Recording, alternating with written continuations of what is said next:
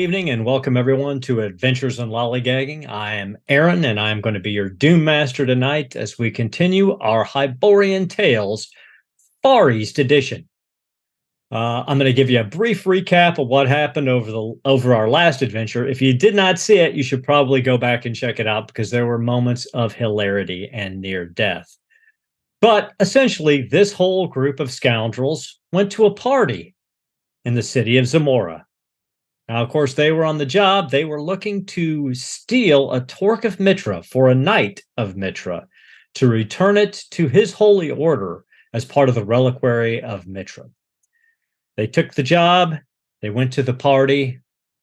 And at the end of the party, well, all of the senior members of the cult of Set in Zamora were dead.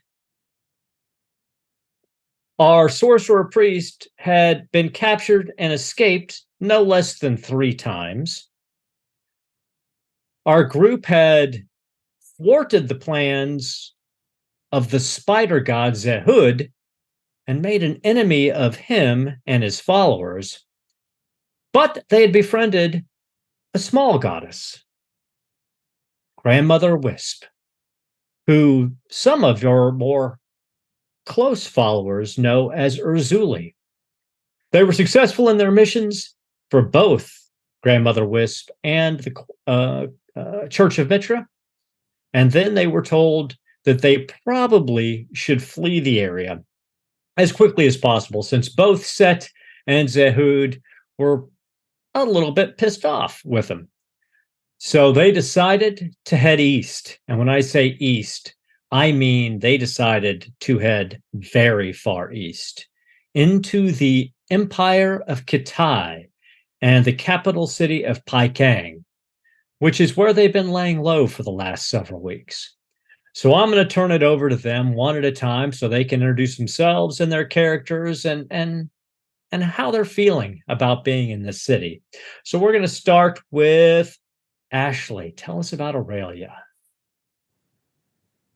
So Aurelia is our Bostonian hunter, and she's generally pretty stoic and quiet. Like, her priorities are being practical, hurting us and keeping us safe, and then kind of being a lookout for any potential danger. Sometimes she's not so great at that, but she tries. And yeah, she had a pretty traumatic childhood. She's the sole surviving member of her village, and she's kind of been a nomad ever since. And as she finds herself in the city of Paikang, isolated from her people, her language, her customs, how is she feeling in the city? She's kind of feels really out of place in the city. Regardless of not knowing the language, or like, she's not really great at social cues either. So she much prefers to be out of the city in nature, and only really travels in the city when she has to be there. And Stephen, tell us about Sobek. Greetings, mortals. I am Sobek Keeper, priest of Set, the old serpent. Though my sight may have been taken from me, my powers of darkness have strengthened tenfold. My loyalty lies with the true serpent god, and I will stop at nothing to further his agenda. As for this city, I find it rather dull. There is not much to occupy my impressive acumen, and the archives of knowledge have been frustratingly sealed off. However, being treated as a lesser is not anything that I am unused to, so I will persevere and find a way. And Jeff, how's Zamir finding the city? Yes, Zamir is very excited. In fact, he has traveled before, never this far east, of course. He has been to many land, often for professional assignments, but he always finds a new country ripe with opportunity and so much to learn culturally. And he's finding a bit isolation to be the language barrier is somewhat difficult, but at the same time, Zamir is a student of human observation. So there is a way that people move that also communicates their feelings, their passions, their desires. So he is finding a way when he is not being chased away. That is, they have a very curious system here, a social order that seems quite confusing, that he has not quite figured out yet. He has been very anxious to do something. In fact, as this gift from Grandmother Wisp has him intrigued. Am I truly nigh immortal? But he will not know. So at the one hand, he wants to get more daring to see how far his luck can go. But on the other hand, the promise of such a wonderful rapture 200 years from now makes him possibly more cautious at times too. It is a very difficult time for him, as he is in both sides of his mind right now. Well, I'm fairly certain that Grandmother Wisp will be waiting for you with open arms in 200 years. Oh dear. Long since Sir Drusus Jolden may not make it quite that far. Why don't you tell us about him? Yes, I am Sir Drusus Jolden, a noble warrior. And in this new land, everything is interesting and stimulating. Every corner, everything interests him. He could learn something. When he speaks to the people here, he goes with his noble ways, his understanding of what makes him is. People look at him like they insulted his mother. So he's here as a learning opportunity, trying to understand their cultures, their customs, trying to get as many new followers as possible. I like it. And last, but by no means least, Melissa, why don't you tell us about Roya?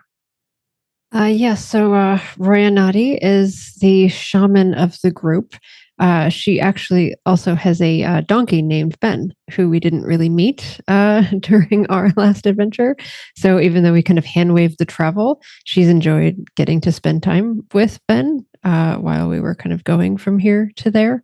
So I happened to roll two characters with animals in close succession of each other. So she's getting to spend some quality time with Ben. And now that we have arrived here, so she's a tribes person, kind of a bit nomadic in her history, but the area that she was from, there would be a lot of travelers. And so she's actually fairly used to meeting individuals from different cultures. And so she sort of sees this as an opportunity to kind of put old skills of observation to use, especially when she was younger, she was observing and not necessarily being the one interacting and talking and making deals and doing all of those things. And so now, much older, she's making it out here and kind of gets an opportunity to see what she can remember from her previous days and see kind of what of those skills she can kind of polish off here.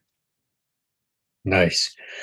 So it did take probably a couple of months travel along the Silk Road and past the sea to get to Kitai. During that entire time, there were small adventures that were had, but those are tales for another time. You've been now in the city of Paikang for a couple of weeks. So what this session tonight is all about mechanically is carousing. So when you look at the Conan Age Undreamed Of game, you've got your adventure part, and then you've got kind of your downtime part, which is carousing. So we're going to go through each of the steps of carousing tonight so that we familiarize ourselves with the rules, because this is the first time we're carousing. And so everybody else at home who might be watching this can see the mechanics of the game as we walk through it as well. So the first thing in carousing is upkeep. Now, what that means in this game is it's not just your room and board. It's replacing any equipment that was damaged or lost as far as your standard kit goes. It's the amount of gold you had to spend to get from place to place, to rent your place where you're staying now, for your food, for everything. And everybody's upkeep is different based on your social standing and your renown. However, we're no longer in Hyboria. We're no longer in the Hyborian kingdom. So although everyone got a boost of renown at the end of our last adventure, it doesn't follow over into Katai, because in Katai, the only way you are known for something is if you've done something within the Empire of Katai. They don't really recognize any barbarian exploits as anything worth knowing. So for your upkeep here, it's your standard upkeep without reducing your renown, but also because outsiders are looked down upon seriously, and they're not truly welcome in much of the city. Your actual upkeep is going to be the cost of your upkeep plus 3 gold pieces. So we're just going to go around. So Aurelia, what is your upkeep? My base upkeep is 3, so I'm paying 6. Okay, so over the course of the few weeks we've been here, Aurelia's had to put out 6 gold pieces for room and board and to take care of any basic needs that she has. How about you, Sobek? And this is just your standard upkeep. We're not talking about any cost to your sorcerer's patrons yet. My upkeep is 4, I believe. Okay, so you'll be paying 7 gold here in Katai for your standard of living, so to speak. And how about Zamir? Zamir's upkeep is 2, so it'd be 5 in total, I believe. He knows how to live frugally, our Yes, Zamir indeed. does. And how about Sir Drusus Long, our noble warrior? Yeah, mine's like Sobek's, also 4, so I'll be paying 7. Okay. And then finally, Roya. Sorry, I was distracted with chat. Where do we find the renown cost? The upkeep cost. Sorry. It's on your character sheet there. It's under the belongings. Belongings tab, yes. Oh, I think upkeep you're is 3 3. like me. Yeah. 3? Okay. Yes. So sorry. you'll end up paying 6 gold for your upkeep. So everyone, please deduct that gold. And at this point, you've been here for a few weeks. You're getting the lay of the land. Now, as I said, you're staying in the poor district because that's the only place that outsiders are allowed to stay, or the shanty town. But you've got enough gold not to have to stay in the shanty town. You're welcome within the market district, and you're allowed in the Great Garden. But in most of the other areas of Paikang, you can go, but you found that it's hard to get service in a lot of these areas, and you definitely feel the weight of the attention of all of the people in the city. However, you've paid your upkeep, you've learned the lay of the land, so to speak. So now the next phase of carousing is actually spending any experience points that you earned from your last adventure. So at the end of the last adventure, everyone received 300 experience points. Mm-hmm. Now, Ashley, do you know how Aurelia is going to spend or did spend her experience points? Yes. So I spent mine I spent 150 for ransack, which means I'm adept at thoroughly searching an area quickly. The search is obvious to any onlookers who examine the area searched. Difficulties determined by size of the area. And then because I had so much focus for ranged, I also picked up marksman and shoot for the horizon. Nice. Now, a little bit about spending experience in Conan. You can spend experience to increase your attribute. Your attributes, of course, the higher the attribute you want to increase it to, the much more expensive it becomes. You can spend experience to increase your skill expertise, or you can spend experience to increase your skill focus. At this point, since you were past character creation, those are increased separately. And then finally, you can purchase talents. And as Ashley alluded to, when you're buying talents, if you have focus in an attribute that's associated with the talent you want to buy, that reduces the cost of the talent. It reduces the cost of the talent by 25 experience points for each point of focus you have in the relevant attribute. And then the deeper you go in the tiers of talents, the more expensive they are to buy. The first tier is 200. The second tier, which is the full jump down from your first tier, is 400, etc. The only difference is if you're buying fortune talents, they're much more expensive. We'll go into that if that should come up. But for everybody, that's basically how you spend experience points. And now that we know how Aurelia has her experience points. We're going to skip over Sobek for a moment, and we're going to go to Zamir. Well, after the events and the High Priestess setting up Ray's palace, it became very abundant to Zamir that he is partnered with extremely loud, obnoxious, clumsy, completely, utterly ridiculous people who are going to get him killed. So, in order to help curb some of the trouble that they're going to naturally get Zamir into, he invested in learning how to best aid his allies in stealth. So I took the camouflage talent, which allows me then to roll basically stealth for the group. Effectively, is what it is. He is a very adept assassin, however, so it was not too difficult for him to learn this, and the amount of effort he put into trying to keep Roya stealthy and alive made the lessons quite easy to remember. So he also took an observation talent as well, knowing that the places that we go sometimes are trapped, and there are many secure things that we are able to bypass with fortune while moving about setting up Ray's chambers. But that will not always be the case. So I also took an observation talent by the name of It's a Trap, which allows me to better keep an eye out for various fulcrums and pressure plates and other kinds of traps for folks of our kind. So he is quite well prepared to once more work with this unprofessional group, must be honest. Oh, very nice. And how about Sir Drusus Jolden? Do you know how you want to expend your experience points? Yeah, I was gonna go for the talents of the hunt.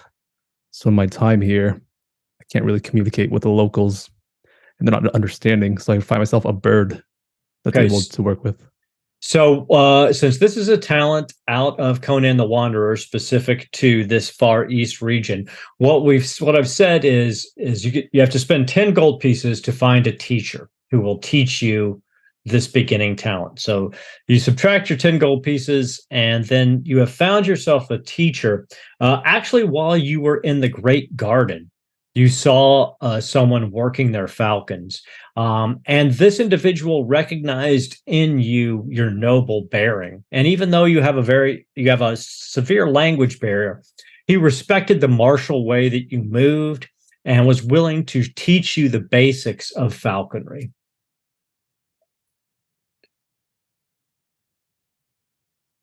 That's all I was going to get for my experience.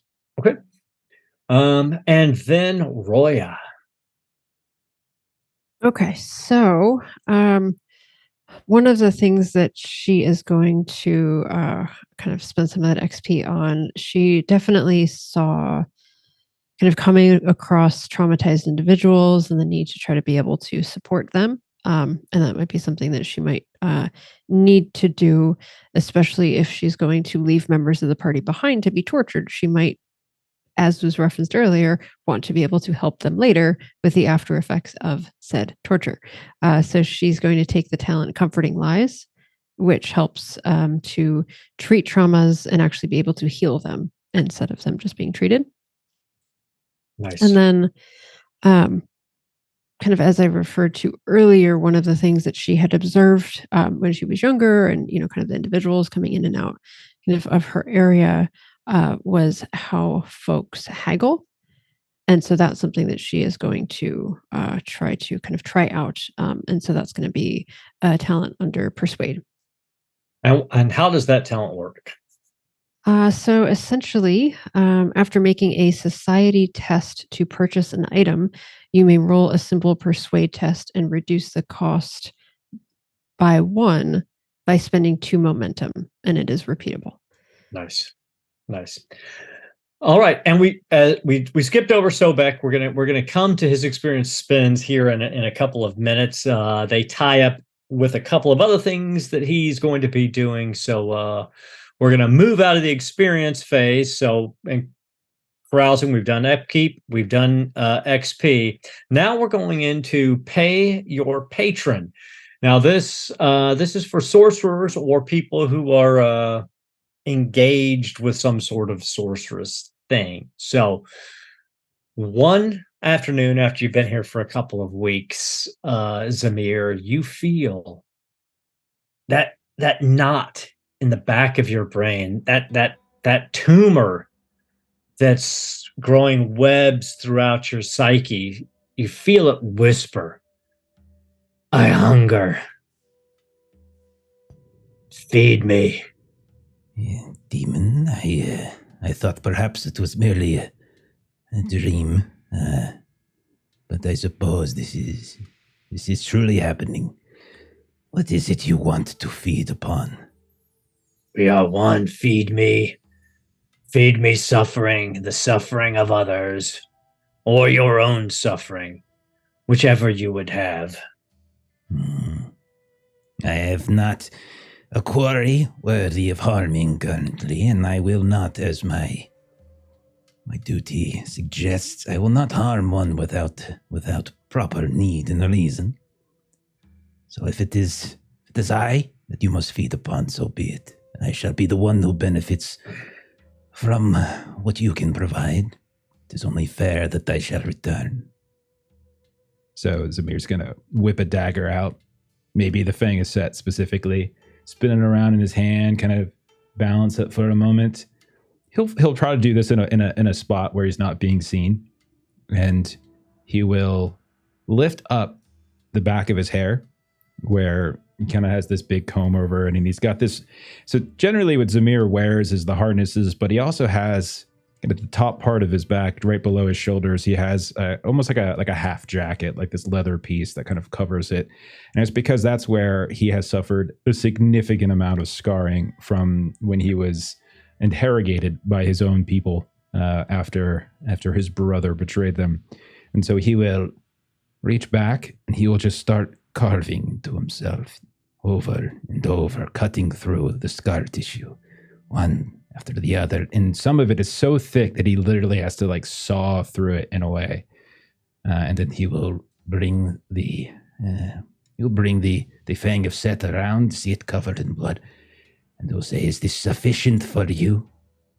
And you see the blood get absorbed into the blade, and you feel this kind of burning sensation moving up your arm, up into your chest, and you feel a weakness in your heart and in your thoughts. And then the voice speaks again. Feed me until you die and pass me to another or choose another victim. But for now, this will do. So mechanically, you suffer 3 points of fatigue until your next upkeep phase. Gotcha. And it's cumulative. So at the next upkeep, you'd go to 6 fatigue. Gotcha. Oh dear. Oh goodness. And you feel that knot of rancidness within your mind expand ever so slightly as it becomes more at home within you, almost as if it's trying on your meat sack for its own. And then we find Sobek. Sobek, you feel yourself a pull to leave the city. And it's a familiar feeling for you from your patron, from your pact, pulling you out of the Dragon Gate to the southwest. I happily follow. And as you leave the gate, you know what is required of you. You must find a way to appease the demands of your patron and the one who holds your pact. So mechanically, what that means for a sorcerer is for every patron or pact you hold, you roll 5 effect dice and you total them up, and that determines either the amount of gold you have to spend, either in putting incense in temples or having statues carved or whatever the case may be, or the amount of resolve you have to get from others, either by bringing them into your cult or torturing them or terrifying them, or the amount of blood you must sacrifice from others to your patron and pact. So, since Sobek already has a patron and a pact, he has to roll 10 effect dice, 10d6, and we'll see what your demand is during this upkeep phase. Does it matter that my patron and my pact are the same person? Nope. Okay. You still have to you have to still upkeep for both parts of it. Is there a way to roll effect dice in game? You can just roll 10d6 and we can just count the numbers.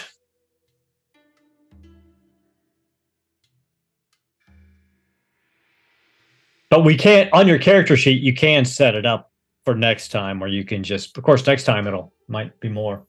Okay, so let's see what we got here. We got 1, 2, 3, 4, 5, 6, 7. That's not too bad. Am I counting that right? 1, 2. No, 3, 4. Oh, sorry, I missed the fives. 1, 2, 3, 4, 5, 6, 7, 8, 9. So you owe a demand to your patron and pact of either 9 gold, 9 resolve, or 9 vigor. How do you want to pay that?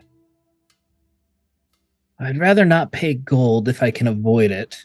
You can. I would probably go the dark route and try to find someone that has some sort of basic understanding of my language, and if not, I would have to do it myself.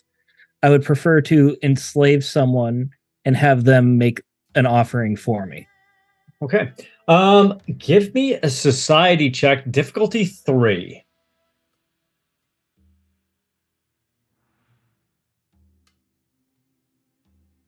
You can, of course. Now we've reset everything, so everybody's fortune points are back.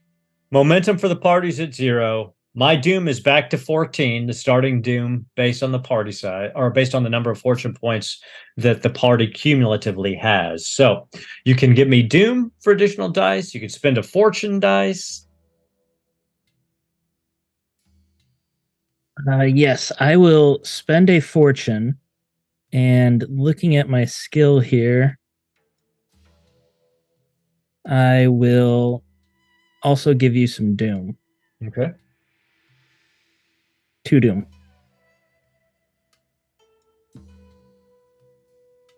Ooh, complication, but 3 successes.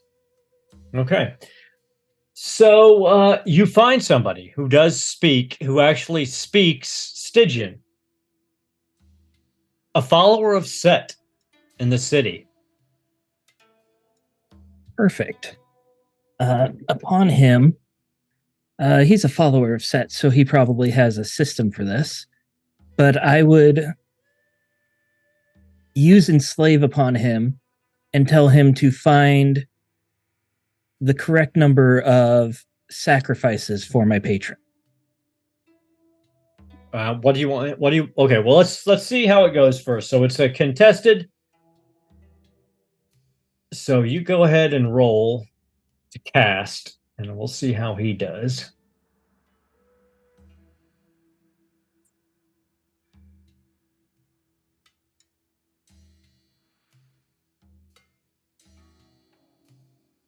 Sorry, I just realized that sorcery was too far down on my window. I will spend 1 more fortune on this. Okay.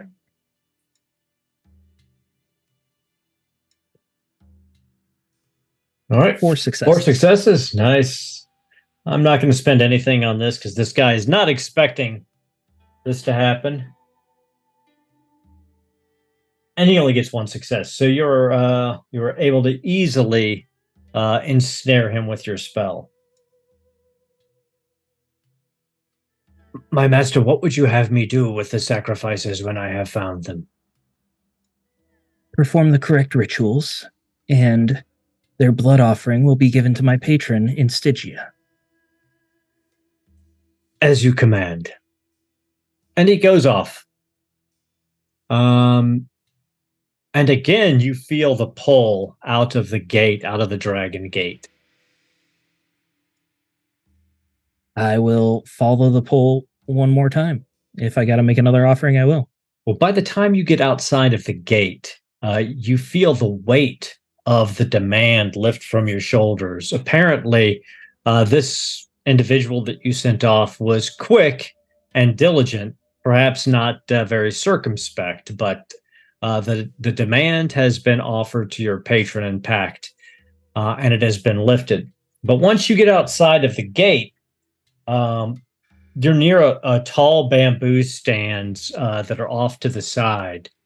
And at that point, when you look over, you see something apparently stalking through the bamboo, a little deeper, a giant shadowy figure with great jade eyes, about 2 hand spans apart, staring at you from basically this height of your head. But you think it's moving on all fours. I will move closer. As you move closer, its eyes seem to move closer. And out from the bamboo stalks, a man walks. He's wearing the skin of a great tiger across his back and shoulders, and its legs are strapped down across his arms. And beneath that, he's wearing a simple robe that is common in Kitai. But you notice that his feet are bare and his hands have no jewelry on them. But his nails, fingernails and toenails are black. He goes, I smelled your offering on the wind, sorcerer. It was not meant for you, but I'm glad I could help. No, I sense the serpents that you serve. But perhaps they are far from here. Perhaps there is more you would like to know. I always wish to know more. Well, if you are willing to so generously offer as you have to your other patrons, perhaps there is something that I could show you.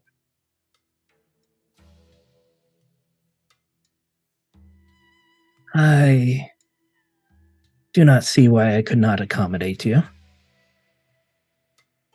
And you hear a purring sound, and he smiles, and he goes, I am Hu Ye, the Tiger Lord. And you see him pull back his tiger's cloak, and he pulls off a necklace that appears to be made of tiger's claws.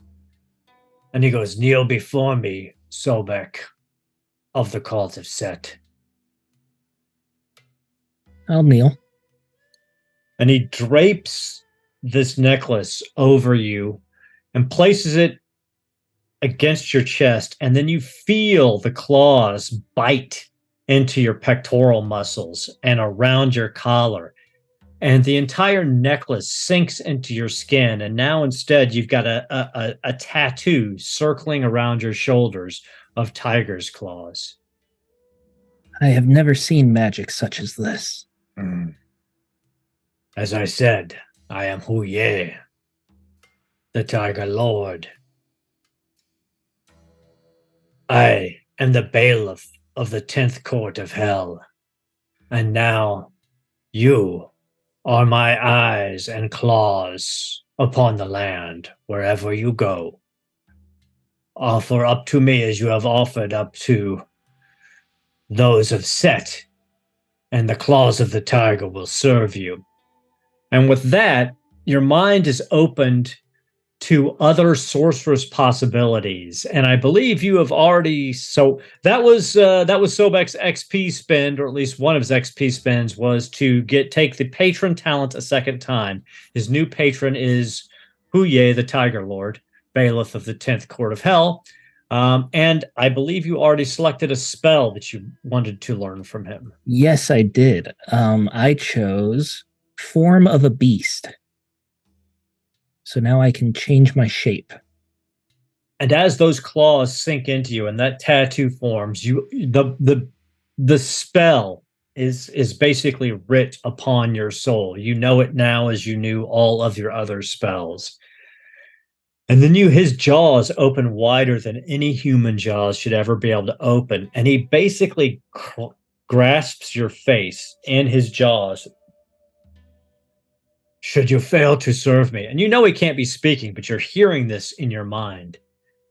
If you fail to offer as you should, if you fail to serve me in the land of the mortals, then it is your soul that I will take with me to our hell, and no god, no serpent can take you from my grasp.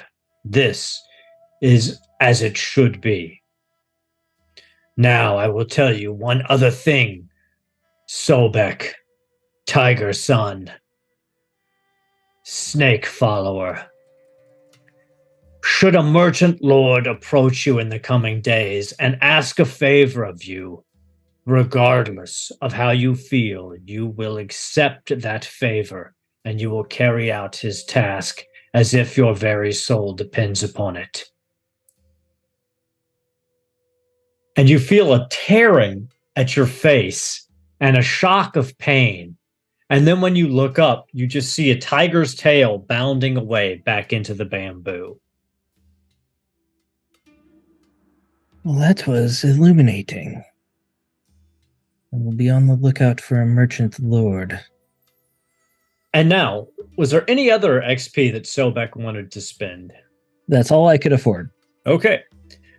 So both Sobek and Zamir have paid off their sorceress debts. I do have one question, yes. if that's okay. Just a clarification. Mm-hmm. So do I take vigor or fatigue? So the item says I take, but it says I take fatigue if I fail to pay its demands.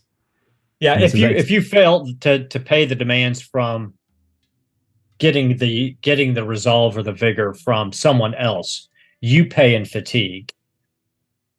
Oh, I didn't until know. the next the next carousing event, until the next time you had to pay it. Okay, but fatigue can still be restored by the usual way that fatigue is restored? Not in this instance. You're stuck with the fatigue until the next time you pay the demand. Or you can just go out and pay the demand. Okay. Yeah, demonic weapons are evil. But I don't know. I just don't think it has that much of a payoff for the penalty. But that's true. That's true. But you've not necessarily unlocked all of this particular weapon's abilities. But you can also undertake a quest to get rid of it. There are ways to get rid of demonic weapons as well. And there's someone in the party who is not good at stealthing, but okay at healing. I have experience with demons if you don't want it anymore.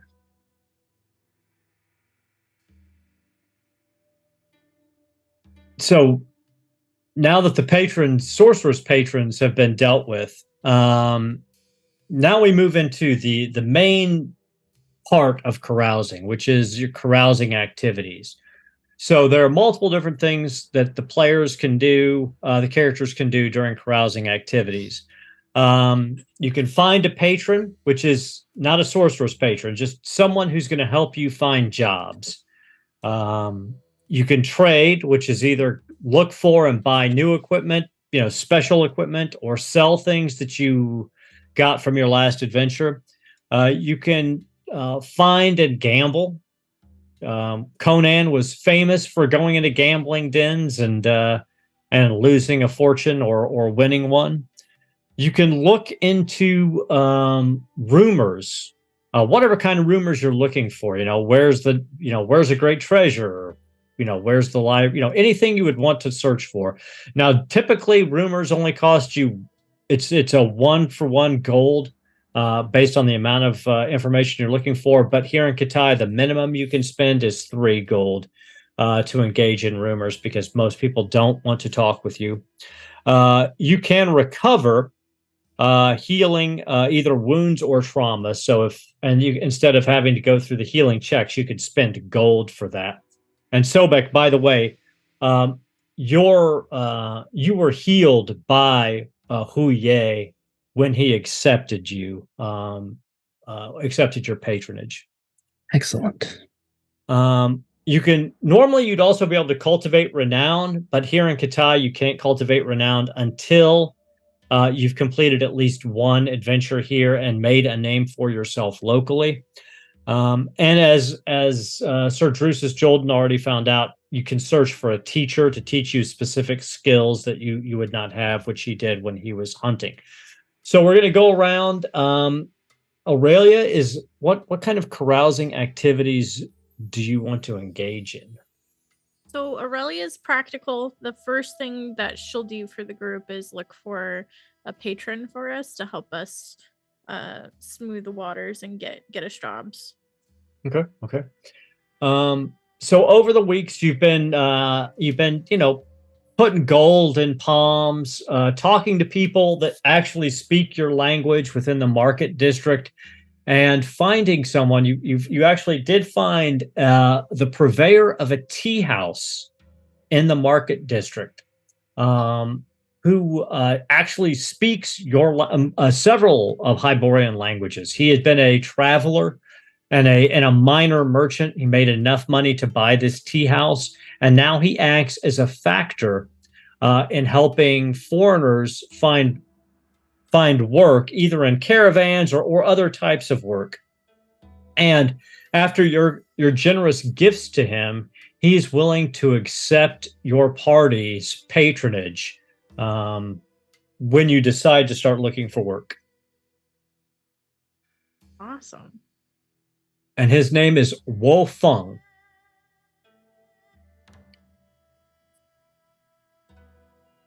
And then another thing that she does is she wants to get a kit of clothes that fit in better. Mm-hmm. So I think I'll have to do some buying. Yeah.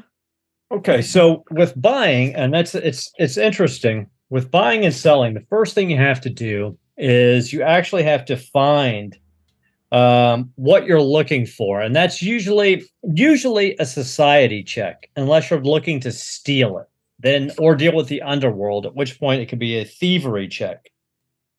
Now, since the item is legal, if you're just looking to buy clothes, you can use either society or persuade. And since you're just looking for clothes, it's just a difficulty 1 check. Okay. My society is really bad, but it's better than my persuade. Okay. Once again, you can spend some doom if you want, or give me some doom to get some extra dice.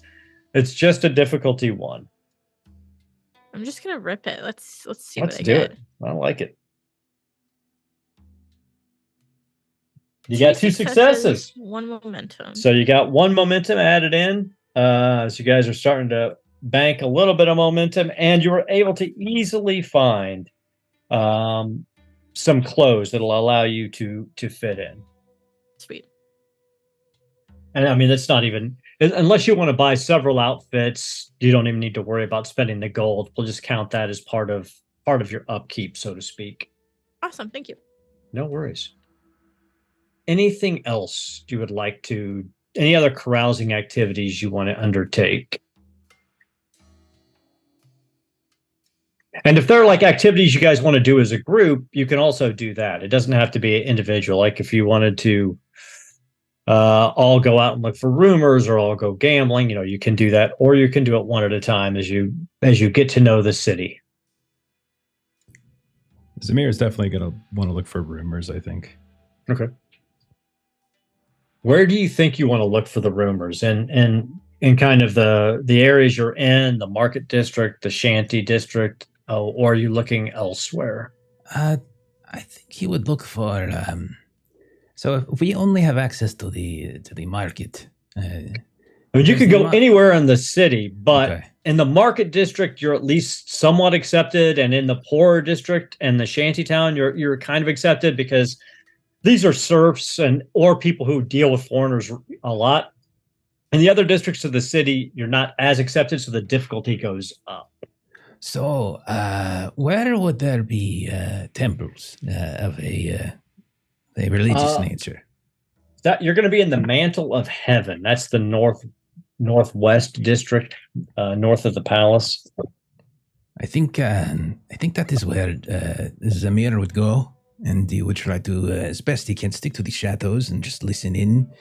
He's particularly interested in rumors of not necessarily about places within the city, but places outside of the city, places where group of adventurers could scour for treasures of a certain kind. So And, you can spend as much gold as you want, but a minimum of 3. And it's kind of the same thing. You roll that number of effect dice, and then depending on how much what your total is will determine on how many valuable rumors you hear. I will spend 5 gold to roll 5 effects die, I think. Yes. So let me go ahead and roll. So I'm just going to do D6. Okay, let's see. What are the effects again? What numbers? 5 and what So else? it's your total. So it's 5 and 6 for the effects, but I mean it's the total you rolled. So you got goodness. 2, 3, 4, 5. You got 5 in Okay. total. You needed a minimum of 3. So you get, as you're talking over the few weeks and you're making your way through here, you're having a hard time. It's difficult communicating with these people, but several people mention how dangerous the Swamp of the Dead is, and the fact that very few people from Kitai will travel there because they risk angering the drowned dead. But that it's also said that that at one point the swamp was actually a great battlefield, and that many have died there and sunk in their armor and their weapons and their finery. And if you are bold enough to travel the swamps of the dead, you might find some great treasure. In addition, you hear that there is something that has been plaguing the crafts district recently. There have been people disappearing from the crafts district in just the last day or two. And some of the smiths and the craftsmen are beginning to get concerned, but because there's no bodies found, the guards haven't really been taking it seriously quite yet. And the last rumor you hear is that there was a caravan that was traveling to the city from further east, heading towards the Nun Gate. And it is several days past due, and it was carrying a chest that from a temple that has a great deal of recovered jade from this temple, and they are bringing it to present to the emperor. The location of the temple and the jade. Oh my, that is very interesting indeed. Okay, makes note of this.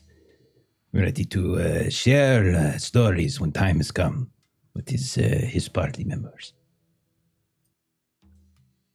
Was there any other carousing activities Zamir would like to undertake during the time that he's here? I will wait and see what others have done, and maybe I will hop in with one of them. Okay. And Sir Drusus Jolden, what are you doing? Already get a head start on it, but it was the finding a teacher for the falconry. The hunt talent. You've already taken care of that. Yep. So you're actually spending a great deal of your time in the Great Garden, with this Bushi warrior, learning the ways of falconry, and You're really, I mean, it's taking you a lot of time, but you're beginning to really appreciate the bond between man and bird. And this man who's teaching you is really beginning to appreciate your skill at picking up this talent. Trying to see. And we'll take a look later about actually getting you a bird. It's got to be in this book somewhere. So I'll look into that in a little bit. But once you graduate, basically at the end of the carousing, you will be gifted a falcon or a hawk from your teacher that will allow you to continue your studies. Okay. Then, other than going to studying with a teacher, I'd like to grab Roya here and head to the marketplace in order to sell some of my belongings. Excellent. So you're in the market district. It's the pathways through the district change almost every day as people set up stands and tear stands down. Every day, different things are being sold and bought. There are a few very stable, large shops, smithies, carters, bowyers, and fletchers. But so many of the smaller stalls change without a moment's notice. But you're finding your way through the marketplace, and you're spending, it might take you a few days to find the right place to sell or purchase your goods. So, what are you looking to sell? And to pawn off my saber and shield, since I have new ones. Okay, and that's the same. It's so basically you need to do a society or persuade check to find someone who's willing to purchase those from you. So can I do that talking for him? You absolutely can. Yes. Okay. I should probably check. Sir Jolden, what is your society? Make sure I'm actually better at you than this. I have a society of 5. Oh, good gracious. You don't need my help. You should do this yourself. Oh, I thought you just got a new talent. What were you able to do again? But my society is a 12. I was thinking it would help with persuade.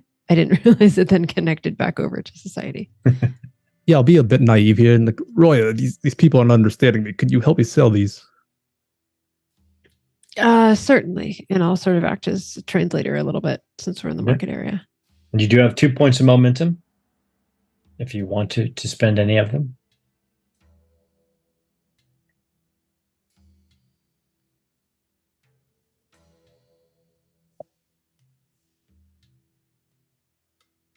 I'll let you do the rolling too. Oh, I'm doing the rolling too. Oh, okay. Sorry. Yeah. I thought you were doing the rolling. Well, goodness. I'm just going to roll it because the 2 momentum to spend would then reduce the cost later. I thought this was persuasion. There we go. 2 successes. Nice. So you're able to find a market, a weaponsmith. He's like, oh, inferior Western quality, but I will offer you half. So basically, he's offering you the half of the cost for you to purchase it. He will buy them back from you for. Now, you can spend momentum gained on the roll to increase that by 1 gold, and I believe Roya's talent here would potentially also help.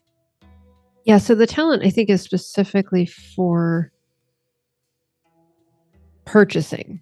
Okay, purchasing. Okay, so if you so want, we can reduce the cost by 1 by spending 2 momentum. Okay, so just take the cost of a saber and a shield, cut them in half, and that's what you get back in gold. Sounds good. And I can tell you here if you don't have that information. In a second. Okay, a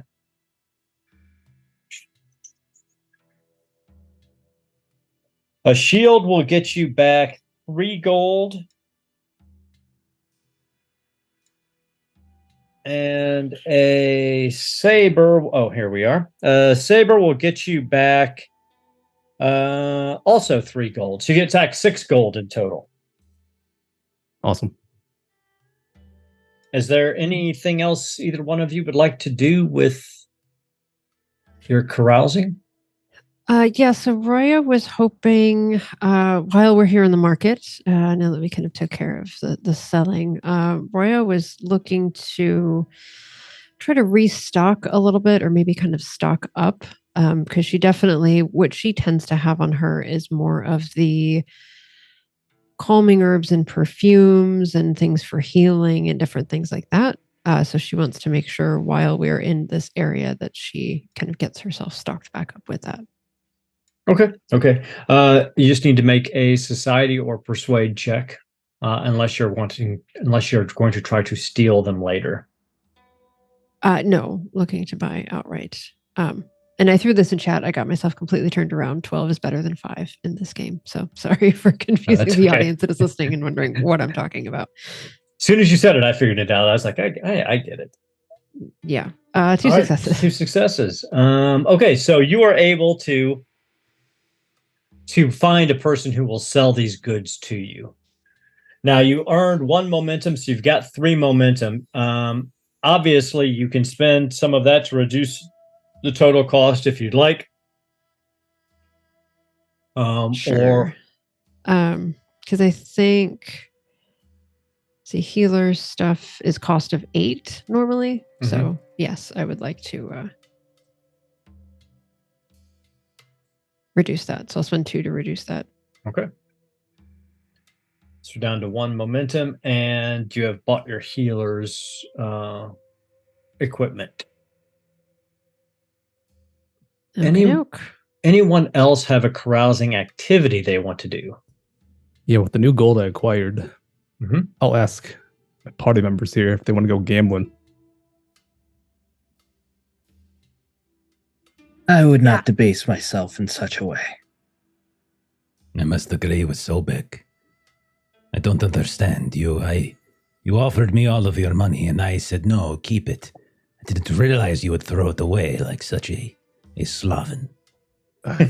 Well, I had no use for it, so I spent all I could. Might as well. You have no use for it. Take my chances. In the great city of Peking, there are many things you could purchase. Places, people, foods, drinks. Come now. Throwing it away, losing money at gambling with people whose very culture and very, very language you don't even understand are going to take you. There are some games here. They look interesting. Could be a nice form of entertainment. You are far too naive, Drusus. But no, have your fun. I'll go with you, Sir Jolden. Oh yeah, I'm cheering you on. I'm gonna be there. Be careful going anywhere with Roya. You might end up tortured. So you're winding your way through the streets of the market square, and you do find a small a drinking establishment that has a gambling den in the sunken floor in the middle, and they're playing something with small tiles. You're able to quickly pick up the rules, and able to change your gold for jade. How much would you like to gamble? Let's do 15. 15 gold? Yeah. Well, I like it. Okay, so roll 15d6. And now this is gambling. Right now. I hate you so much. Jolden. That's my money, and I gave it to you to be nice so that you could buy stuff, and this is what you're doing. Okay. Sir Jolden, would you like to spot me? It appears that your purse is much heavier than mine. The only one that came with. Here, have half. Thank you. I'll give you 7. So the 3 of you are there gambling. Now, this is not just like one throw of the dice or one flip of the tiles. This is over like probably a day or 2 of money changing hands. So, all right, each of you roll 7d6. And let's see what you get.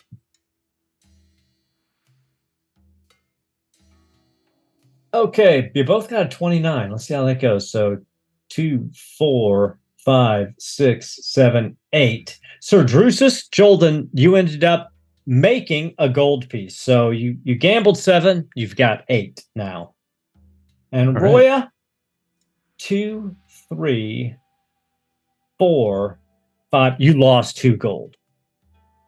So you gambled 7, and you made back 5, so it's all gone. Sir 2 are gone. Jolden, I was not a good keeper of your funds. Oh, I won one myself. I don't know how, but they gave me a gold. So Well, yeah, this so just quite enjoyable. Spending this last. Oh my! This is why they don't have clocks in here. It's been a while. It has been quite a while, but Roy, you do walk out with 5 of Sir Drusus Jolden's gold, and Sir Jolden, you walk out with 8. So all in all, collectively, you only lost 1 gold piece after a couple of days of gambling. Anything else? Aurelia, while you're in the gambling den watching, you feel a tug at your new clothes, at the hem of this new robe you're wearing. And she'll turn around and see. And you look down and you see a young girl. She's probably 12. The traditional long black hair done in a bun. She's got a kind of a veil over her face. You can't really see her features. But she's wearing a nice robe. It's clean. It's not incredibly fancy with the brocade and the silk, but it's a nice sturdy robe. And she goes, and she's looking down and she bows slightly and she goes, "Oh, I was sent to find a Miss Aurelia. Yes. My master, Master Wolfeng, says that he has possibly work for you and your friends. When you wish to come to the tea house, he can make arrangements for you to meet this patron if you wish." Oh, thank you. Yes. And at that, she turns and scuttles away. And presumably this is around the time where Drusus is getting his little extra winnings and we're leaving. And Yes, yeah. It's towards the end. But before you go back to the tea house, unless anybody else has any carousing activities they want to do, we're going to move into the last official phase of carousing in the game, and that's the carousing event. Now, if everybody remembers, if you watched the beginning of our adventure in Zamora, I started with carousing events to kind of introduce everybody, but typically it's the end of carousing and that you get carousing events. So I need to know if you're choosing to carouse alone or if you are going in groups, or what those groups are. Stick to the group here. yeah. I've been with Roya, maybe Aurelia. Yeah. Okay, I've been creeping. Okay. Anybody else want to like- join? Sobek and I need some bonding time. We spent so little time together, and we're both demonically connected. So, I think Sobek would carouse alone. Of course. No, I jest. no, never mind. No, Zamir's by himself. I take it back.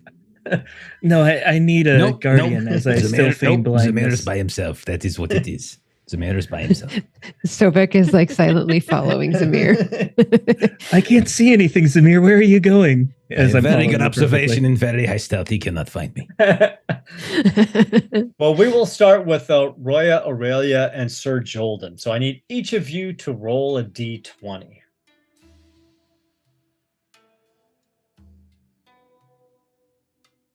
Got a 5. Got a 10. Oh, I got a And 20. 20. Okay, so a 15. You take the 2 lowest dice when people are carousing together and add them up. Okay. Very interesting. So while you are still at this gambling den, a very tall, statuesque woman walks in, and she has this large nodachi, this great 2-handed katana strapped across her back, and she's wearing armor. This sort of looks like scale mail, or what you would associate with scale mail from the Hyborian kingdoms. And she sees each of you, and then in the stilted language of the West, she says, "You 3, would you sit with me for a moment and share tea?" Of course, Yes, you're the of first to course. invite us. My own people will not hear my pleas. Perhaps adventurers from the West will hear my offer and take it. She sits down at the table and she places a bag of jade in front of you, and you estimate, based on what you've seen in gambling, it's about 5 gold pieces worth of jade. My town, off to the north, my small village, is under attack from bandits. Their chief is a terror upon the land. And the guards of Pike Gang and the wardens of the road will not offer us aid because this bandit chieftain pays them off. But I ask you now, will you come to defend my village? If so, you may have this jade and 20 more gold pieces worth of jade when my town is free, and a great boon from the Sohe, or the priest of my village, for all of you, a blessing that you will carry with you throughout your lives. I ask only that you consider this, and if you choose to help me, you may find me outside the Sun Gate in the morning. And with that, she leaves the bag of jade. She stands up and bows very deeply to each of you and says, I pray to my ancestors that I will find you outside the Sun Gate, and that we may find glory in the defeat of the bandits and their chieftain. And then she turns and walks out. All right. 5 gold. We better get out of here. She No, but did we not should- wait for our reply. Our reply will be in the morning. She's waiting for us at the gates. Okay. We show up if the others agree. All right. Zamir, Sobek, together, apart. Fine, we can go together. I have something to discuss with you anyhow, so fine. But do not Each of get you roll lost. 1d20. Could you take my arm? I have trouble seeing. But yes, I can. 18 and a 9. 18 and a 9. Okay, 27. Actually, it should be a 2d10. So, sorry, 8 and a 9. 17, 10, 17. Yep. So as you're walking, arm in arm discussing things, you find yourselves in the great garden, and you move into a crowd of people who are all standing around, looking down at the ground. What is it they are looking at? I will look carefully and I will describe it in great detail to my friend Sobek. It's a snake, a dead snake, about 3 feet long, with great colorful bands surrounding its body. You could tell from the shape of its head that it was a viper of some sort, but you could see nothing that would have caused its death. Very curious. I will describe the snake and I will say, Set reached all the way to the eastern kingdom of Kitai. What say you? Set reaches as far as he wishes. Although it may just be a snake. Holy creature as it is a shame that it would die, but that is nature. It's quite curious. It does not seem to have a... is it possible for Zamir to get a closer look, or is it the crowd? No, you can get as close as you want. I think I almost called myself Conan. I think Zamir would want to get down and make a kind of a careful study of it. Sobek would also wish to study it, looking more for magical means. Okay. Give me an observation check, Zamir, and a sorcery check, Sobek. I'm going to take the momentum.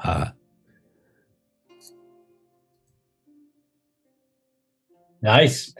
2 successes, you get your momentum back. 3 successes for old Zamir. Nice. So yes, you're up to 3 momentum then. Got it. And what you see in your observation is kind of what I already told you. The snake itself You've seen depictions of a very similar looking snake in murals and other pictures, so you think it's probably local to the region. It's definitely a poisonous snake, but you've never seen a living one within the walls of the city, or any dead one for that matter. There is absolutely no sign of what could have killed it, though. And in your observations, though, you do see everyone staring at the snake, but no one will get as close to you, as close to the snake as you have. But, stranger, of all of the people who were in this crowd when you walked up, you realize not a single person has walked away. Anytime someone else walks up and realizes what they're looking at, they basically plant their feet there and refuse to move. Sobek, with your sorcery check, you do not detect any magic or any magical emanations or anything that would give you any indication that this is an active sorcery or was affected by an active sorcery. Zamir, perhaps they have a taboo against touching a dead creature? However, I do not know why they would wish to remain and look at it. Yes, perhaps it is some custom of some kind. You can give me a society check if you want. Difficulty 3. One of you can aid the other if you want. Okay.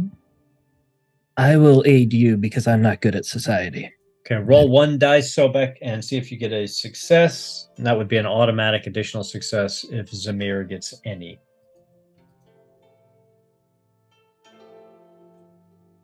Is that a success for your society check? That is one success, yes. Okay. Okay. Is there a difficulty on this? Difficulty 3. I will go ahead and use that momentum then.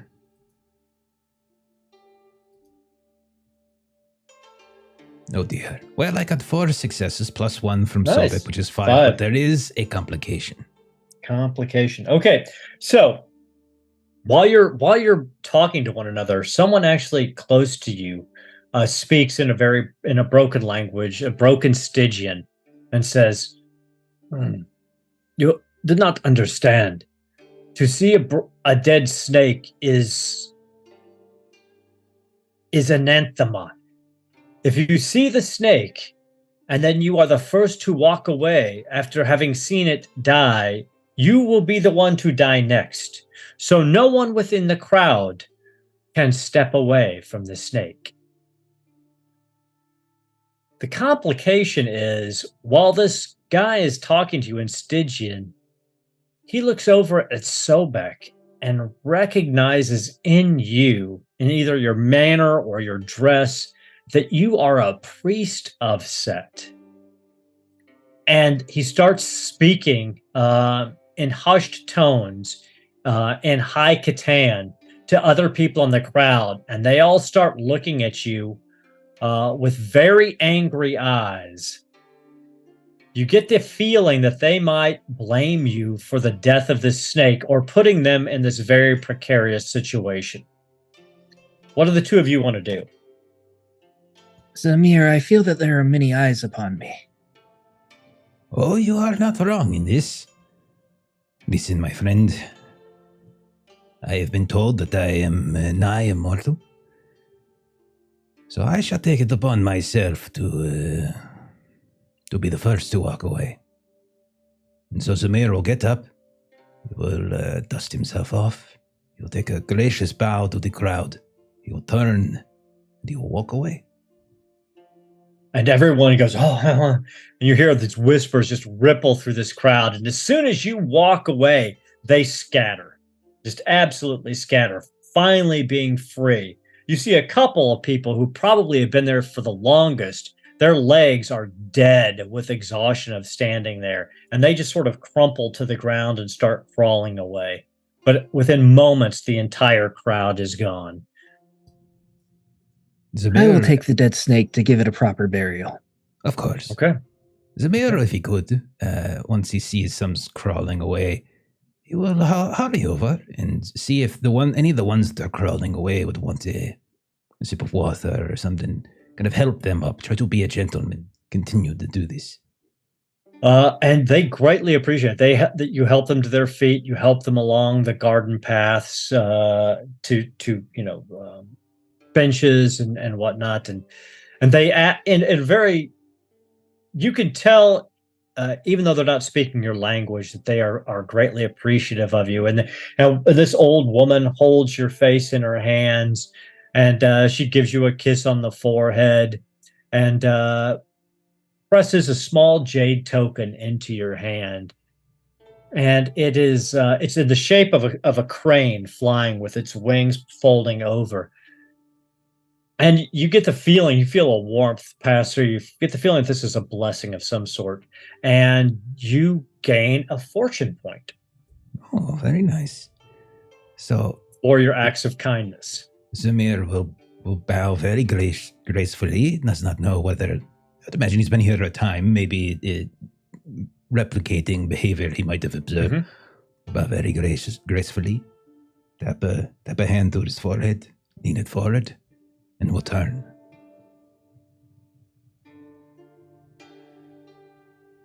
And the two of you are able to then walk away with the dead snake under Sobek's robes. Was there something that Zamir wanted to discuss with Sobek as you walk through the garden?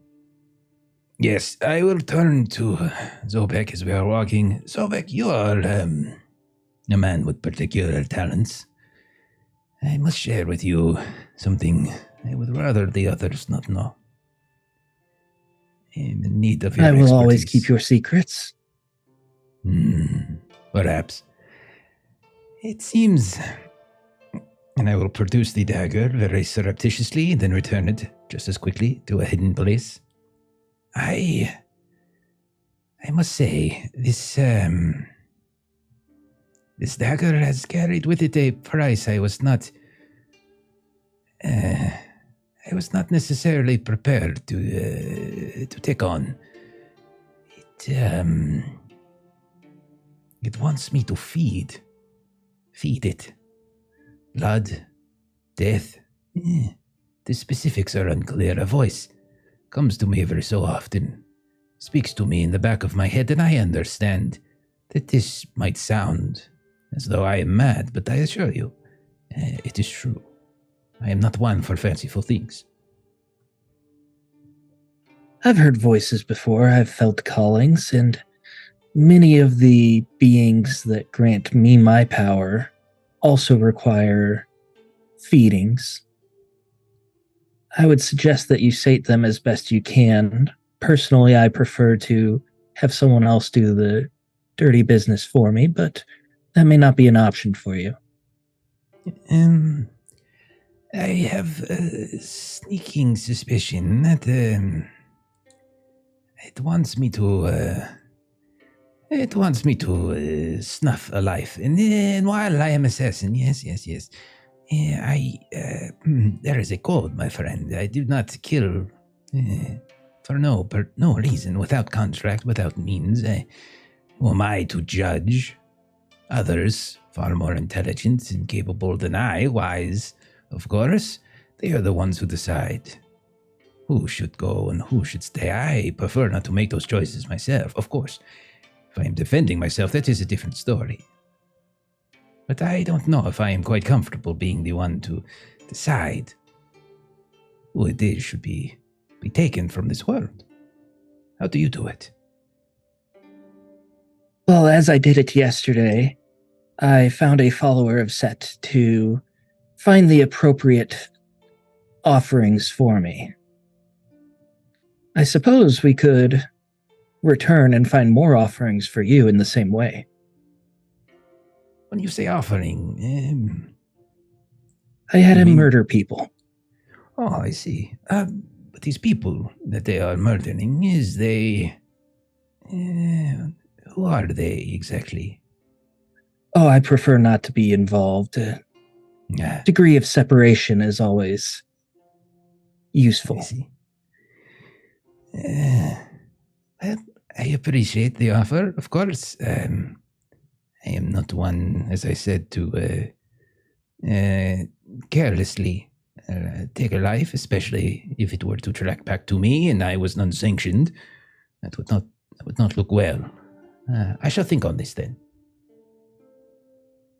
If you wish, it may not be the same, but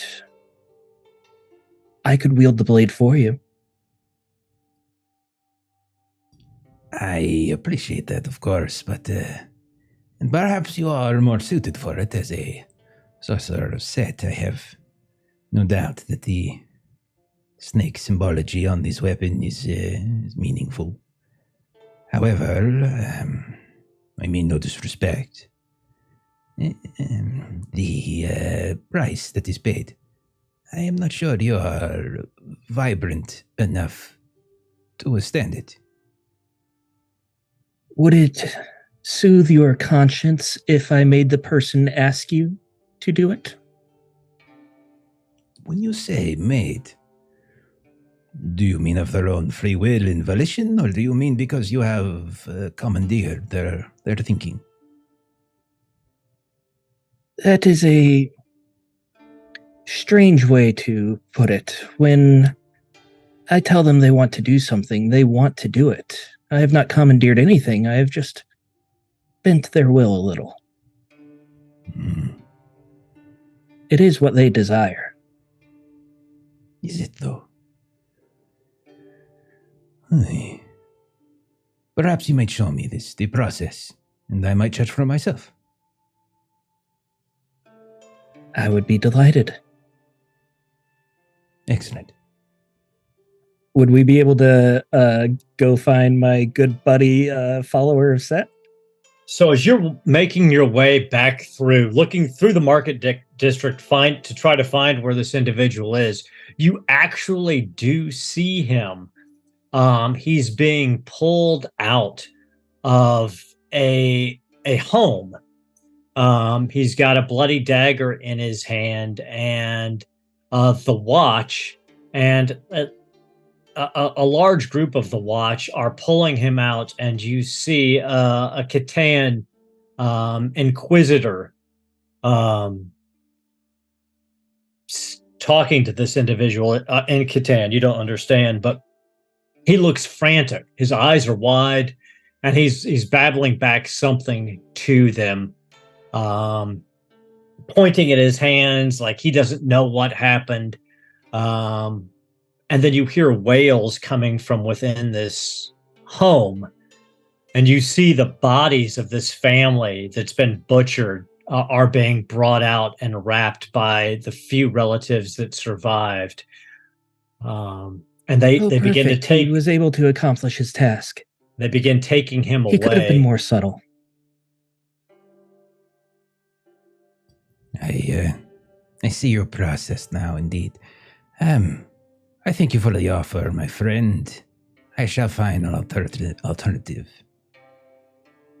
Yes. If you change your mind, do not be afraid to ask again. Oh, fear is not what holds my tongue.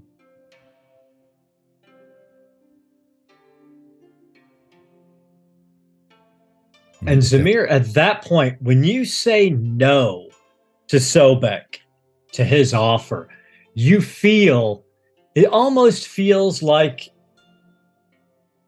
the soft hair of Grandmother Wisp flowing across your cheek. And you hear a whisper in your ear, and it says, seek out the center of the swamp of the dead and bury the blade in the past of a wicked man, and you shall be free. And it almost feels like a kiss across your cheek at that last word. So Zamir will hold his hand up to his cheek at that point and look around. And might look a little odd to Sobek as he does this. I will do this. Thank you. Oh, you do wish for my help? No. As I said, I will find an alternative, and one has been provided. We have a journey, my friend, a dangerous one, but one I think shall be rewarding to us all. The most dangerous journeys have the best rewards. And as That, Zamir agreed. says that, Sobek, you feel the tightening of the tiger claws around your heart, almost pulling you along. At this point, Roya, Aurelia, and Sir Jolden are coming out of this gambling den, and you just happen to run into Sobek and Zamir within the market district. You walked past this horror house of this massacred family, and you see the two of them standing outside of it in conversation. You've been given the opportunity to perhaps save a village.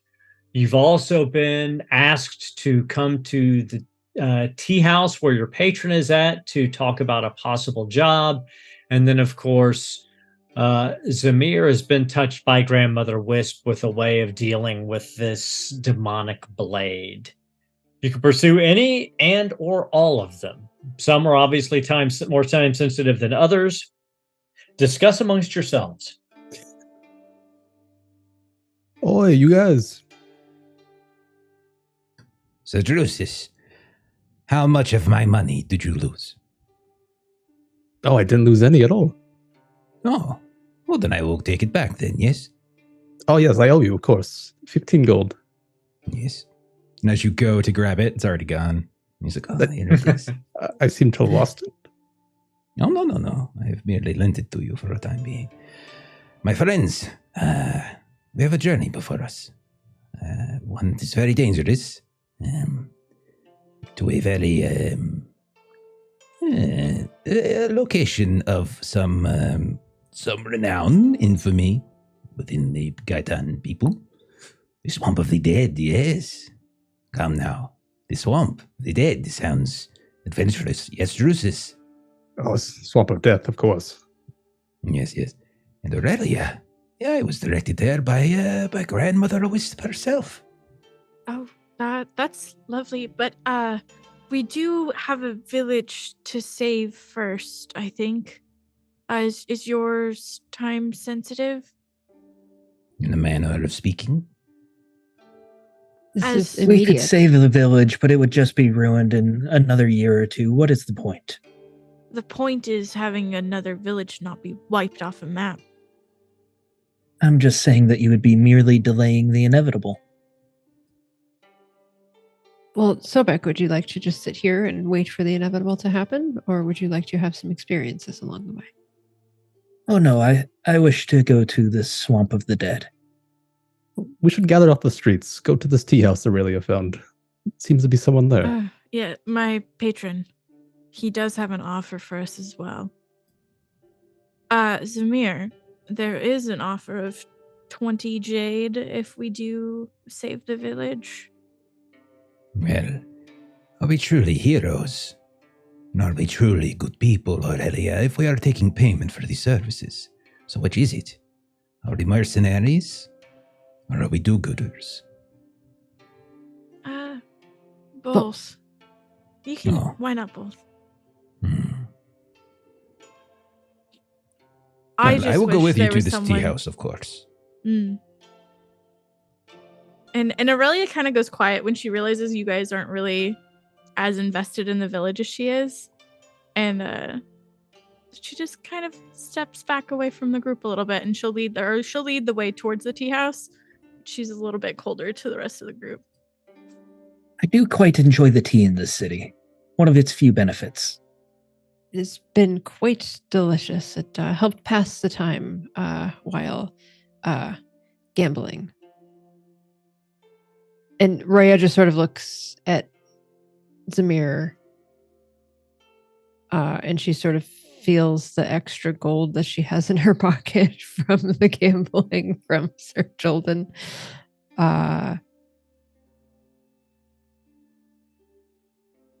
And she'll... never mind. Did you find some enjoyment as well? We found curiosities. Just put it that way. Excellent. It was a productive day for me. That is good. No, you are with us as a party. You have not been captured or tortured? No, I went with Zamir this time, and I think that is why. That is the wise choice. And I do believe that if one of us was captured, we should commit to telling each other about it next time. Indeed, that would be very, very, very much a thing to do. Aurelia, are we? We're almost back, right? I wasn't paying very close attention when we left. And in fact, you do. Your conversation has carried you back to the tea house. And Aurelia, you see your patron, Wolfang. He's ushering you. Come, Mm-hmm. come, Miss Aurelia. And she quickly approaches him. Oh, as you have requested of me, your most humble servant, I have found for you an opportunity unlike any. A great man, a powerful merchant lord has the need of a group of adventurers like yourselves for a minor task, a small favor to perform for him. Would you be willing to listen to his tale? Yes. And he's the same little girl he sends off. He's like, I shall bring tea to you all while you wait, and he shall be here soon. He is very, very keen to have this small favor taken care of. And then he turns to you and goes, did you hear about what happened on the other side of the market district? No, what happened? A follower of the foul snake god has slain a family while they were at dinner. A mother, a father, the grandparents, and the eldest daughter all lay dead beneath his blade. That's awful. He claims that some wicked follower of Set had invaded his mind and forced his hand, but the Inquisitors will get out the truth from him. And I cannot say such a horrible thing to such a wonderful young lady as you, but let it be known, you are safe here. Once they find the culprits, the deaths that they shall suffer are beyond agonies. Their souls will be flayed across all the 100 hells of Kitai. As it should be. And it goes. Tuck my symbol of Set into my robes. And he's putting out tea, and he goes, oh, here they are back. She is coming, and you see coming through the doors to this tea house. You see a very large, heavy-set man in heavily brocaded robes, and a small conical hat on his head. He has the cast of a Sohei about him, a warrior priest.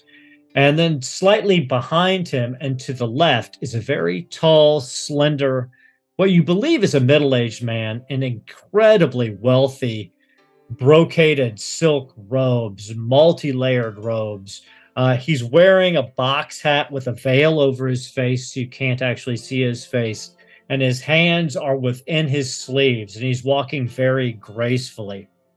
And then to the right of him is an older, smaller man wearing the robes of a scribe. And your patron, Wolfang, seats you at the highest table in the tea house and escorts this gentleman in.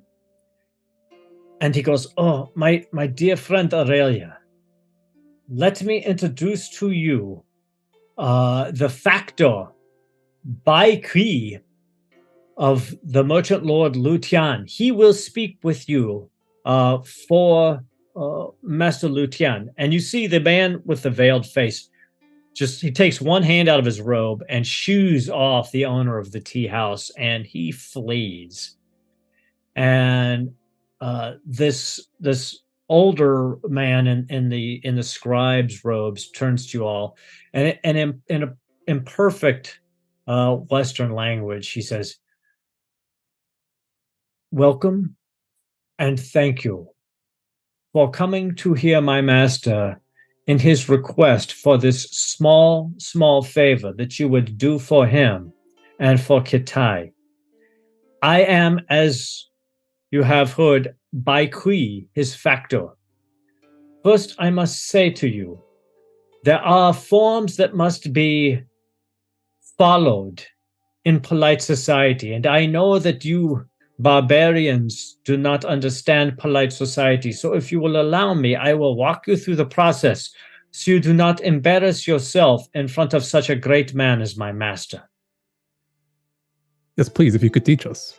As he sits, you will bow to him from your waist. You will not look at him, but you will bow to him and you will hold that bow for 3 breaths. When you hear his knees hit the reed mat, then you may look up and seat yourself. Do not touch the tea in front of you, and do not look directly into his eyes. You must look into my eyes as I speak for him. Is this understood? Yes, thank you. Yes. So what I need is a society check. The person with the best society can make it. It's a 1 difficulty. Everybody else can attempt to aid, and as long as you cumulatively get more than 1 success, you will not fail at this basic ceremony. I I do have have- Society 10. 15 here. It is Drusus, I believe. Yeah, Yes. I think it's Drusus. Okay. Anybody who wants to try, I mean, Drusus, you can just roll if you want, but anybody who wants to aid may aid. And remind me again Yeah. to aid. Do we just So it's you roll- just roll just the 1 dice. I think if you pull up the skill, there's an aid button and it'll just roll the 1 dice. I And then tend to roll complications, so perhaps I should sit this one out. Oh yeah, maybe I should too. No aid then. So just roll 1d20. Yeah. Okay. That is a fail for Zamir. Success. for Okay. Maria.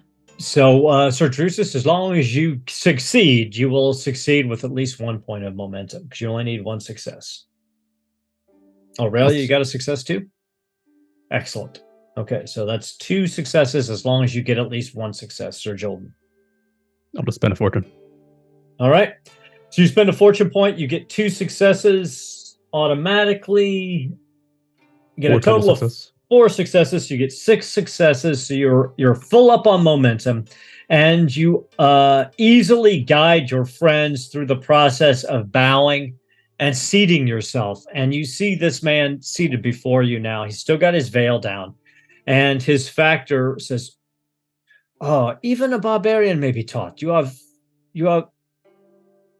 bow better than most children. Now I will tell you, my master will speak to you of his favor, but before that, we must share tea.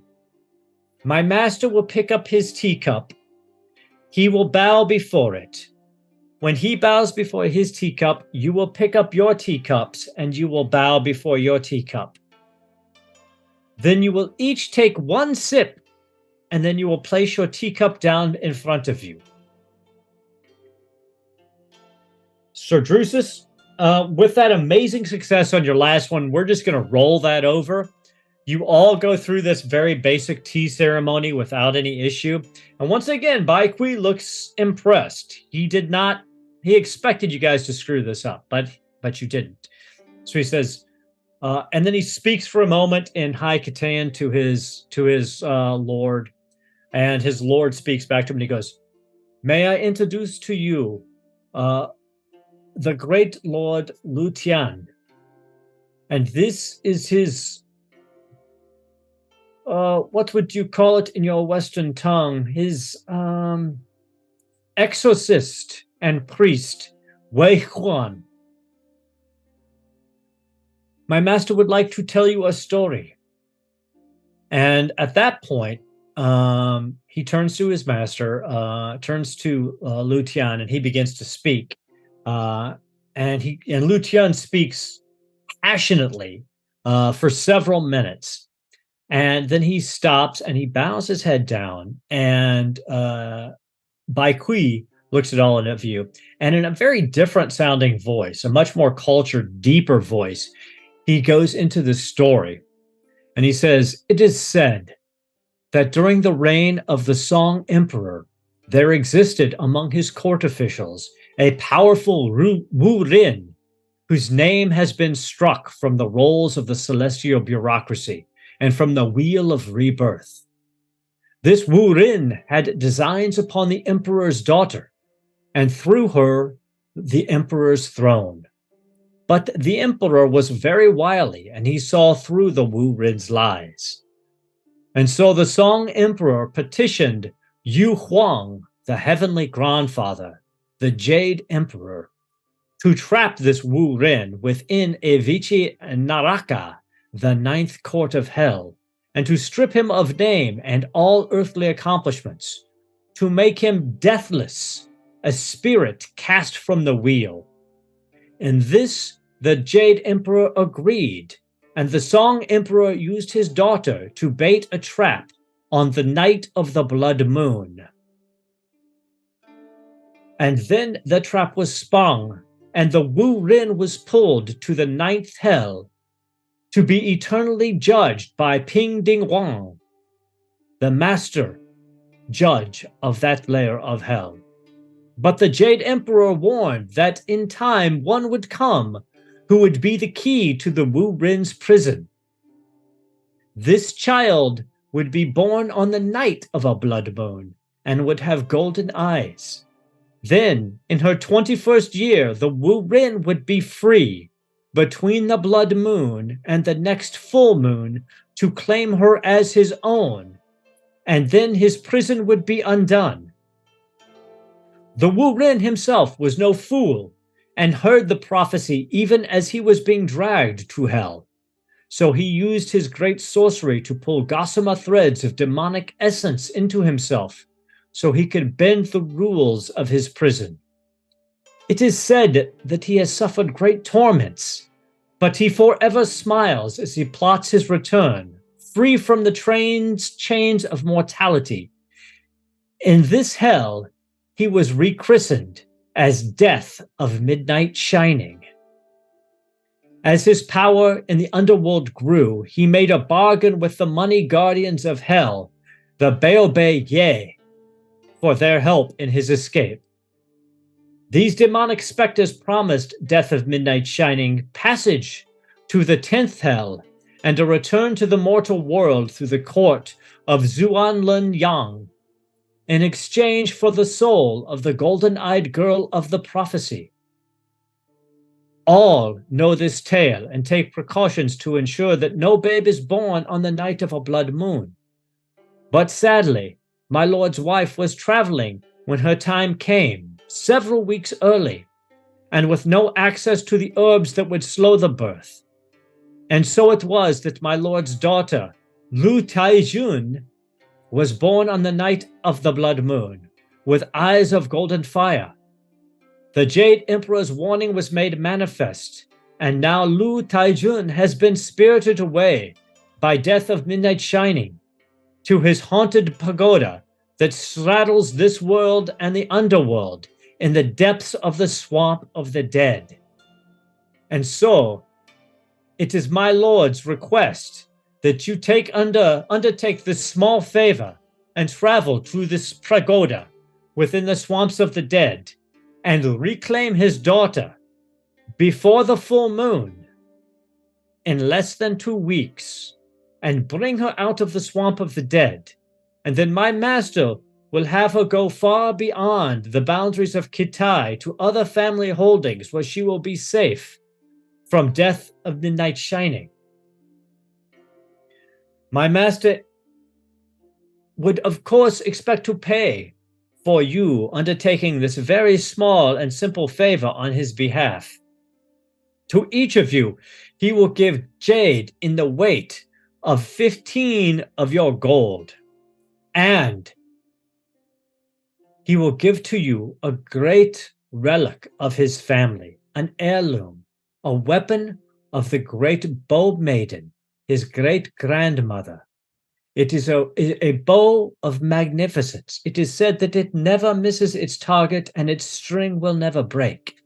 Of these things he will give you, and he will speak of your willingness to aid Kitai and his family to the emperor himself.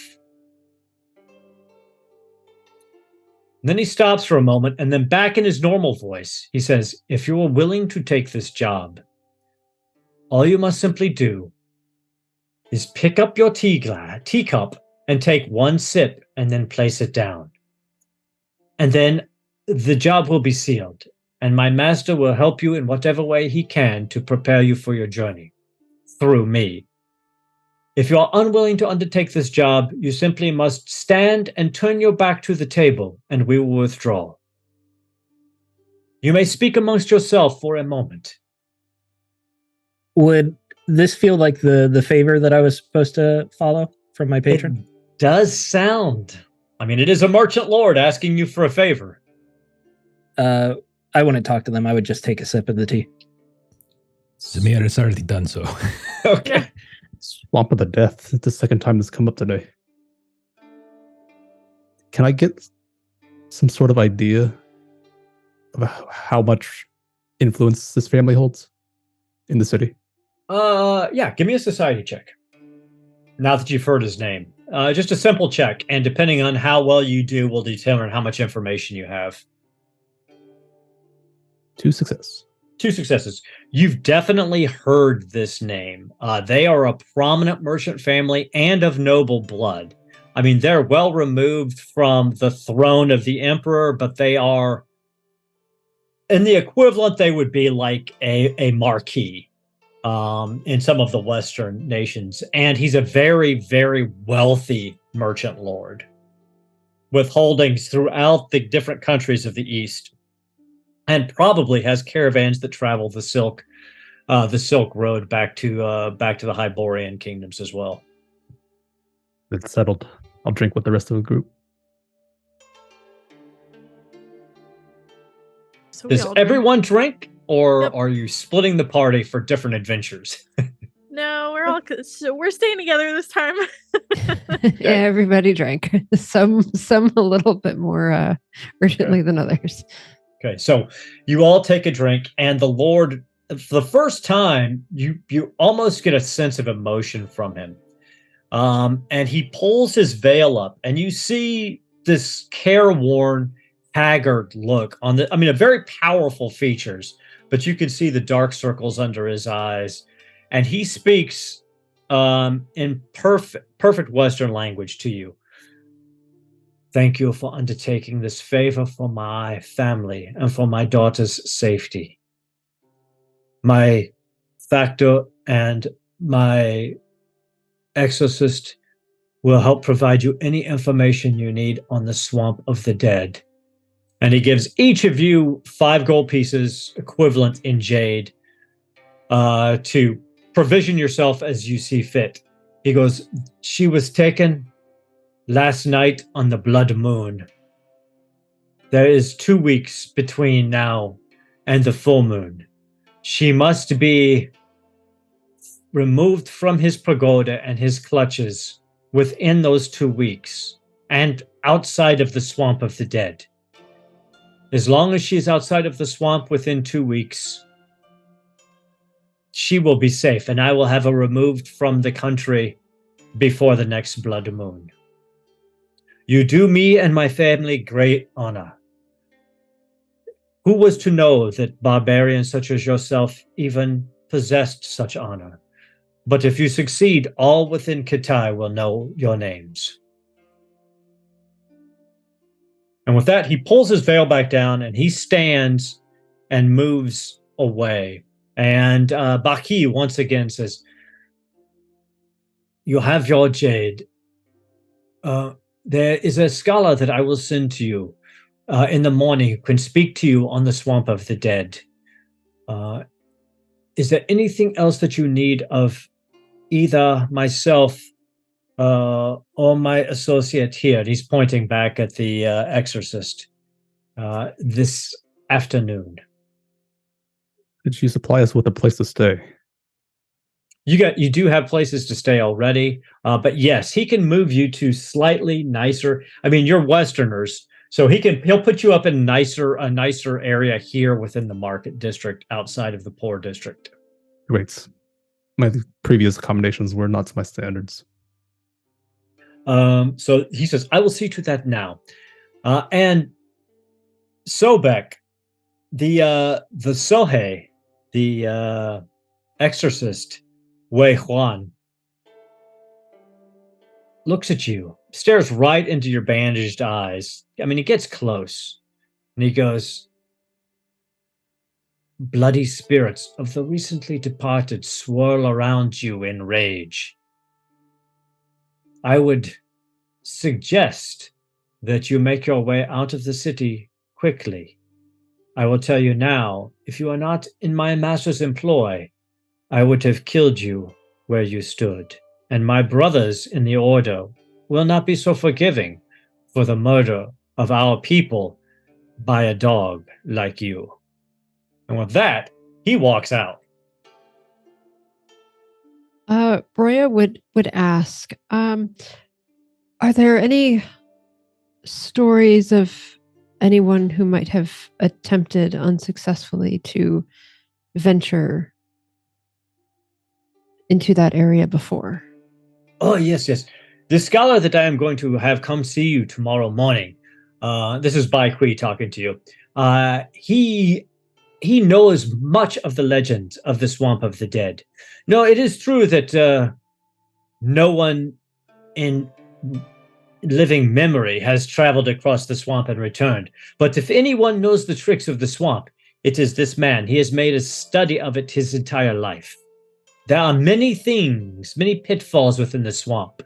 At its heart, this pagoda, if that is where it is, will be standing over the crossroads of the underworld, and there will be great death within there. The memory and dreams of horrible death will exist within that place. But throughout the swamp, the drowned dead will be, and the hungry ghosts will float upon its winds. There will be much to fear in the Swamp of the Dead, but you are clearly all very capable for Westerners. And he may know tricks that he will be able to tell you. And his services have already been paid for by my lord, so do not allow him to con you out of money. He does like his wine. Do you have any suggestions of protections for the dead? For us from the dead? I am sorry. This is esoteric knowledge that is outside of a simple factor's life, but my friend tomorrow may. He is more agreeable than Wei Huan. He may not care about the ghosts that surround your friend. He is a spiritualist himself of some power, and he should be able to help you. Thank you.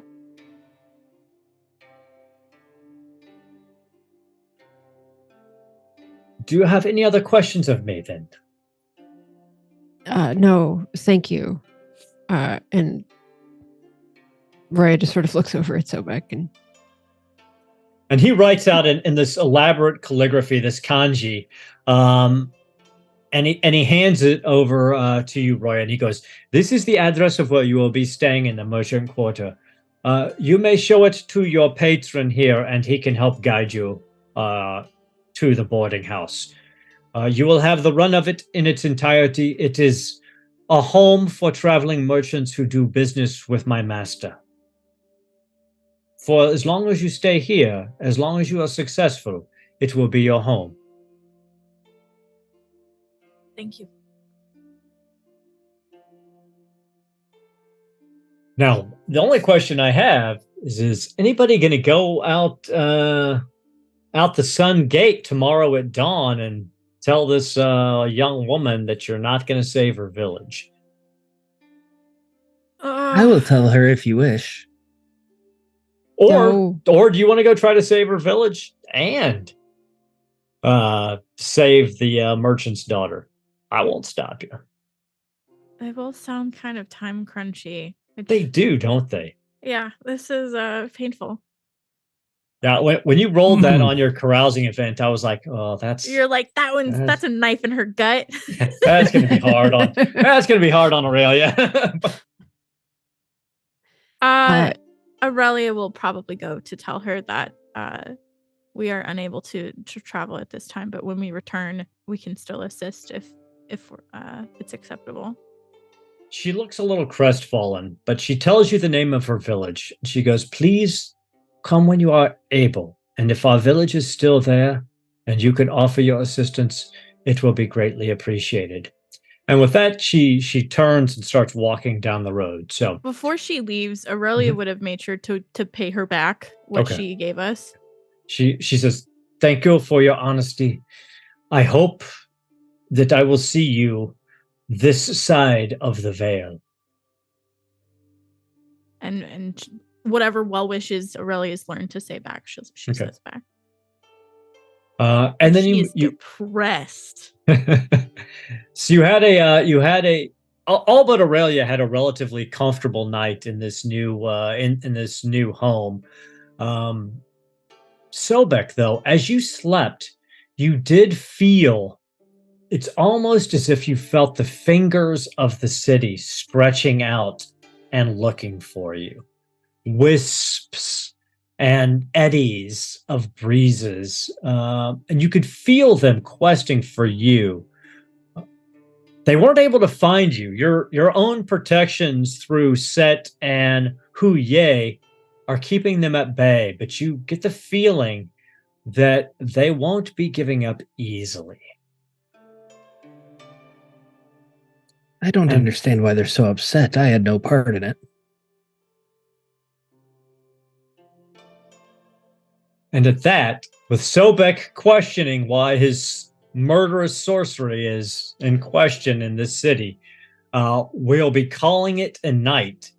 And in 2 weeks, we'll get into meeting with this occultist and then diving into the Swamp of the Dead to travel to the heart of it, to a ghostly pagoda to deal with a demonic Wu Ren kidnapper and possibly deal with a demonic blade that's wielded by Zamir.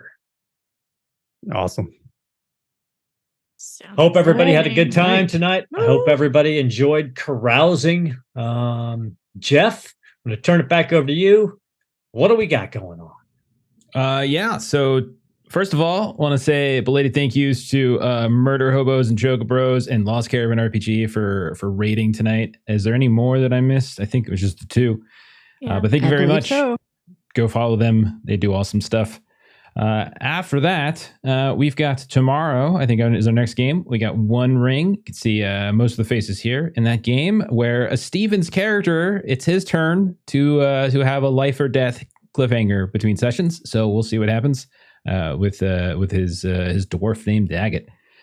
Then our next game is Monday, where Melissa and I are back to Holler for Savage Worlds, where Tracy Sizemore has been guesting as the shift boss GM.